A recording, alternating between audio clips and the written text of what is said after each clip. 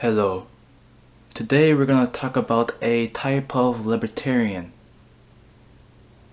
A individual that thinks his philosophy of unregulated markets and the flow of capital is somehow a guiding force for how human society should function. I think I'm going to demystify this nonsense. We're going to deconstruct it together and see through all the uncomplex and anti-dynamic aspects of the concepts that he is going to show to us. Oh hi, I'm the heretic. The average person resists the idea of a free and voluntary society absent criminals. Now, why wouldn't they? They were born into and indoctrinated by a criminal gang of thieves, kidnappers, and murderers into thinking society couldn't possibly survive without theft, kidnapping, and murder, as were their parents, and their parents before them, for hundreds of generations. If all that What you just said was just a cliche of almost every ideology in existence. It is a cliche to say that your political beliefs are marginalized from the state apparatus of the current system. Your economic systems are encouraged in third world countries. International organizations advocate for free markets. Many think tanks in places like America promote free markets and get support from the government. Libertarian politicians exist in the political parties of America. Such influences should not be ignored. And when we look at these influences, we realize that your ideology is not really challenging the status quo at all. It is actually a reinforcement of the system. If all that exists in living memory is criminality, why wouldn't it become the new normal? Sure, you can make the argument that the criminal gang is the most evil concept ever devised by man, responsible for more human misery in both direct and indirect action, withholding technological, social, and intellectual development, but most people?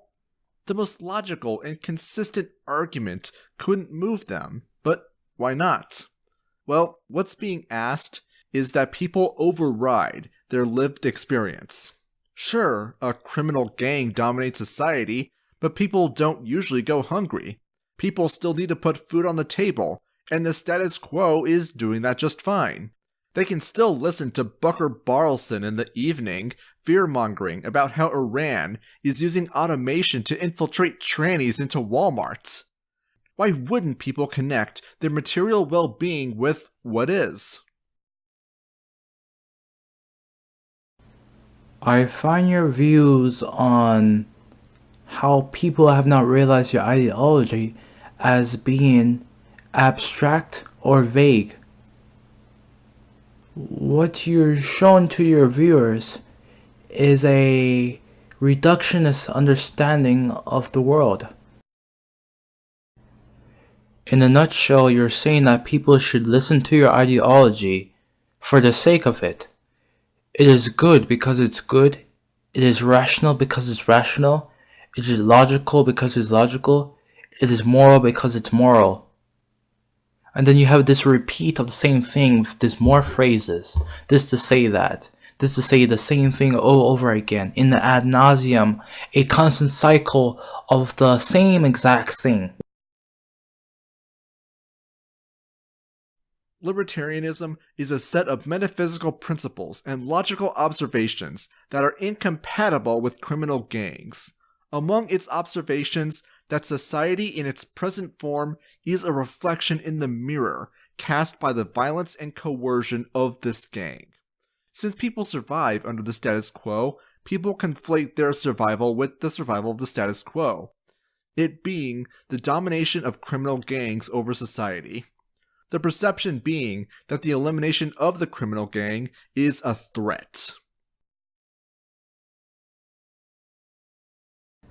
It seems like libertarianism as a concept seems to be blinded by binary absolutist morality. Morality that doesn't really examine the true material realities of the world. Instead of actually examining the physical world, examining why power structures function, you seem to just make assumptions. A libertarian can only say that the state is bad and that their system for replacing the state is good. They can only claim that their perspective is the one and only true source to our problems. It is a black and white morality that is very harmful to how we should view the world. For if it were gone, the people would lose the certainty as to how they're going to feed themselves, clothe themselves. These questions are already answered as far as they're concerned, and now they're being asked to find new answers? Most people wouldn't even know where to begin. Thus, before they're even willing to shake off their ideological inertia, they would need answers from the people that claim the status quo needs to go away. You, dear viewer, have likely heard these questions before. But without the criminals, warlords would take over. But without the criminals, who will protect us from other criminals? But without the criminals, who would build the roads? Though these questions warrant the label of cliché, with how frequently they appear in anti-libertarian talking points, that they're used so often betrays the anxiety of pro-crime advocates. An anxiety I understand completely. Like a goldfish being transferred from fish tank to fish tank, panicking mid-transfer, there is uncertainty in how to provide roads, infrastructure, civil and national defense, etc. in the absence of criminal gangs who are already providing these things. It's a fear of the unknown, creating resistance to the libertarian ideal of a voluntary society absent coercion by criminal gangs.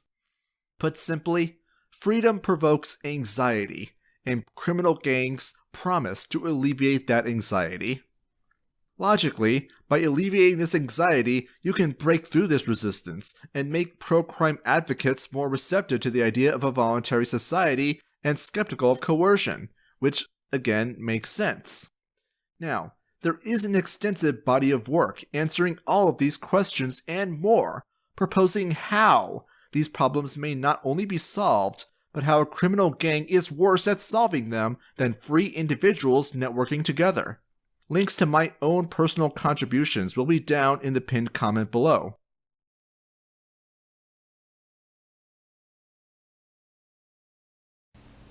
As usual, you're using your emotionalism to really provoke a feeling of interest to the viewer in a way that champions you as the superior and the brave ideologue.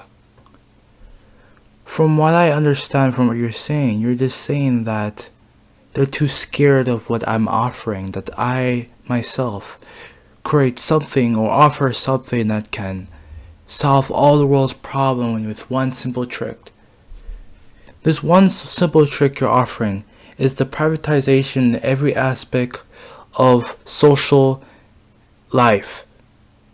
That is that you're offering the same thing as the same system that we have right now, except with more privatization and a little bit more socially liberal views in terms of certain social issues.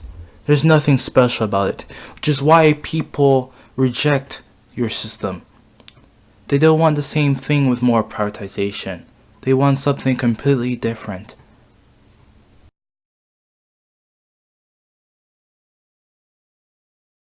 If these things were truly valuable to society, then any solution to the roads, military, food, etc. questions will be sought after by thousands of speculators trying to earn a profit, experimenting to find the best solution that appeals to the most amount of people. Any solution presented, absent entrepreneurial speculation in a freed market, would imply this experimentation process is unnecessary, either because the experiment is already concluded and a specific mode of production has achieved dominance due to its comparative profitability, or the one proposing the answer has special knowledge that makes the experimentation unnecessary. But Claims to this special knowledge just beg the question, how do we know, for absolute certainty and for all time, that a criminal gang collecting tribute from people within their territory and then spending that tribute to contract a third party into paving roads according to their gang boss's plans is the best way to build roads? What process taught them this? It can't be divine revelation because that process is not replicable and therefore unscientific. If it is deduced through the scientific method or a priori deduction, then they should be able to show their work. This information is unknowable not just in roads, but in every sector of the economy. This part of the video does not really apply to me.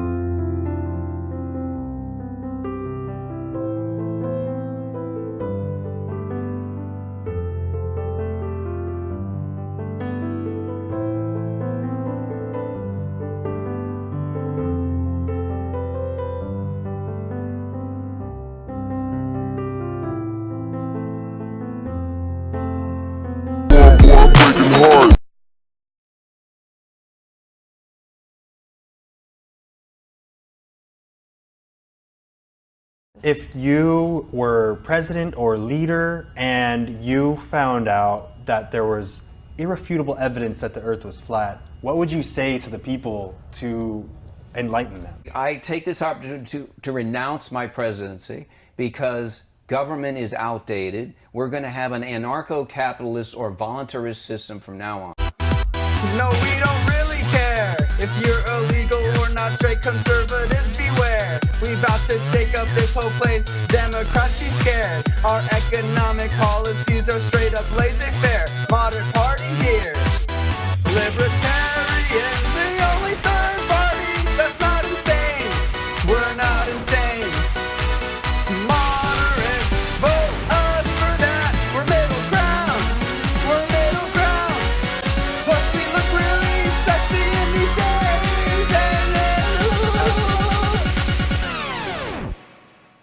Libertarian style. I'm the weirdo because I'm sitting in the tree going, a chimpanzee can't talk, so they just go, you understand that? See, I'm normal. You're not normal. What would you do if you were elected about Aleppo? About Aleppo. And what is Aleppo? You're kidding. No. Microphone one. I would like to ask the body to consider that the Libertarian Party acquire a mascot. And I would like to propose Dobby from the Harry Potter series, who in the 7th book says, Dobby has no master. Dobby is a free elf, and Dobby has come to save Harry Potter and his friends. All right. Hey, look. Libertarians helping somebody.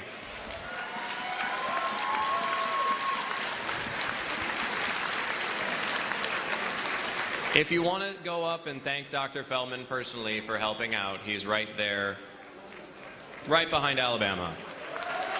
Governor Johnson, does global warming or climate change pose a threat to the planet?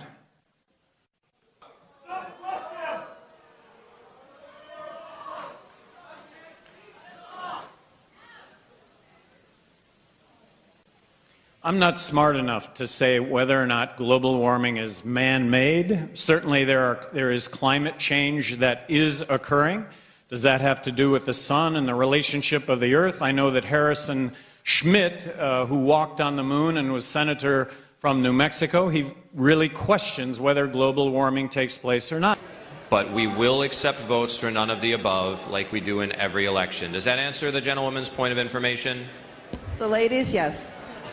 Time for the ladies. Ah, the old who will build the roads. We don't need that. We don't need government to build roads. Dr. Thank you, Mr. Chair. Wait, what? Who will build the roads? Roads. We don't need that. We don't. Star Child, California. Yes, please. Yes, sir. Go ahead, sir. Would it be out of order to make a motion requesting a recount, given that one of the candidates had dropped out before the ballots were tallied? I object. I object to being insulted from that podium. I am no Kool-Aid drinker. If you're in the aisle and you are not behind a microphone, you will sit down. Thank you. Thank you. Sorry. Yes, well, nothing. With my comments. Good afternoon again, Libertarians. Because the truth is that in the future we'll have a jetpack. Point of order where? Point of order where?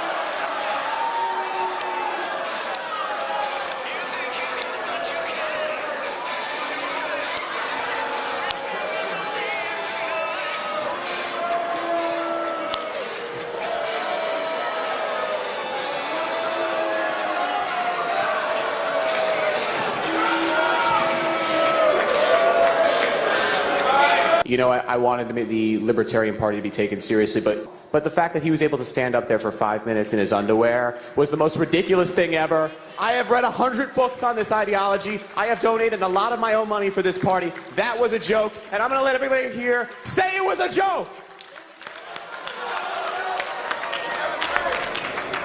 I find that was so offensive, it was a violation of the non-aggression pledge because it was an attack on us. Based on that, I think I could stand up there for the whole debate and not say anything and emerge as a leader. He really did that? You may ask yourself, but without police, who will protect us? Police take 15 minutes to show up at your door to help you. You'd be dead by then. The only way to protect yourself in an anarcho-capitalist society, and hell, even now, is by being ready to defend yourself. An armed society is a polite society. Also, businesses can replace everything the state provides. Everything the government does, the market could do better. Instead of calling the police, you can use your phone to use an app that will call the local militia to your door.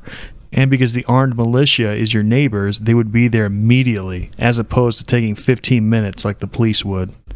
This would be much more efficient than the police would ever be, and you yourself would never have to pick up a gun.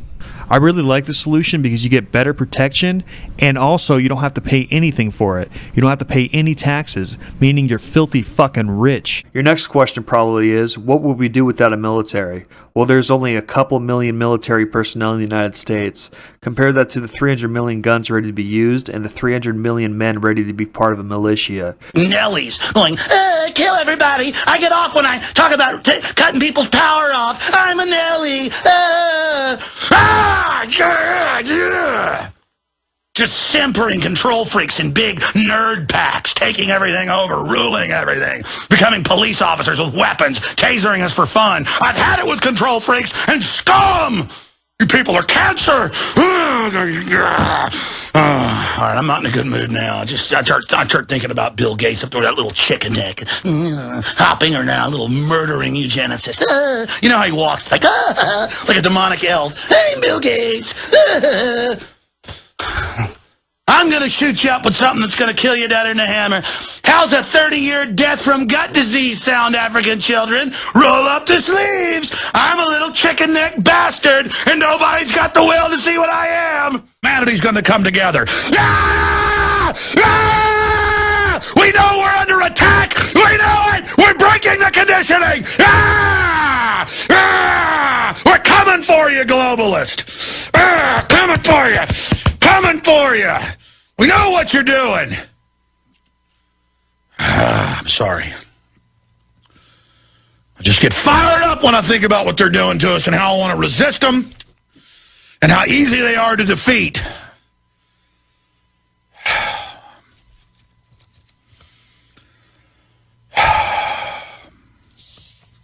Excuse me. I think my testosterone's going up. This happens every time I start working out a lot again. And I swam 2 miles this morning pretty hard and ate a big fat steak last night. It's full of hormones, testosterone on its own right. So I'm going a little bit wild today. Excuse me.